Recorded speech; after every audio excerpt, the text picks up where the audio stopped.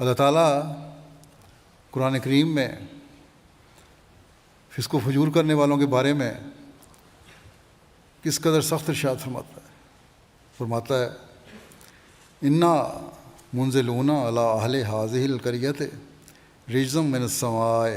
بما کانوا یفسقون، یقیناً ہم اس بستی کے رہنے والوں پر آسمان سے ایک عذاب اتارنے والے ہیں اس وجہ سے کہ وہ فسق کرتے ہیں۔ بس یہ بڑے خوف کا مقام ہے۔ ہمیشہ استغفار کرتے ہوئے اللہ تعالیٰ کی پناہ میں رہنے کی کوشش کرنی چاہیے۔ یہ فسق آج کل دنیا میں ہر جگہ ہر شہر میں پھیلا ہوا ہے۔ پھر اللہ تعالیٰ دوسری جگہ فسق کرنے والوں کے انجام کے بارے میں دوسری جگہ فرماتا ہے وَيَوْمَ يُعْرَضُ الَّذِينَ كَفَرُوا عَلَى النَّارِ أَذْهَبْتُمْ طَيِّبَاتِكُمْ فِي حَيَاتِكُمُ الدُّنْيَا وَاسْتَمْتَعْتُمْ بِهَا فَالْيَوْمَ تُجْزَوْنَ عَذَابَ الْهُونِ بِمَا كُنْتُمْ تَسْتَكْبِرُونَ فِي الْأَرْضِ بِغَيْرِ الْحَقِّ وَبِمَا كُنْتُمْ تَفْسُقُونَ۔ اور یاد کرو وہ دن جب وہ لوگ جنہوں نے کفر کیا آگ کے سامنے پیش کیے جائیں گے۔ تم اپنی سب اچھی چیزیں اپنی دنیا کی زندگی میں ہی ختم کر بیٹھے اور ان سے عارضی فائدہ اٹھا چکے، بس آج کے دن تم ذلت کا عذاب دیے جاؤ گے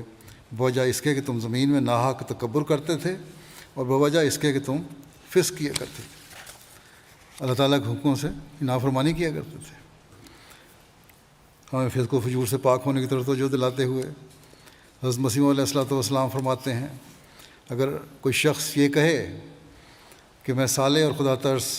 اور خادم دین اولاد کی خواہش کرتا ہوں تو اس کا یہ کہنا بھی نرا ایک دعویٰ ہی دعویٰ ہوگا جب تک کہ وہ خود اپنی حالت میں ایک اصلاح نہ کرے۔ اگر خود فسق و فجور کی زندگی بسر کرتا ہے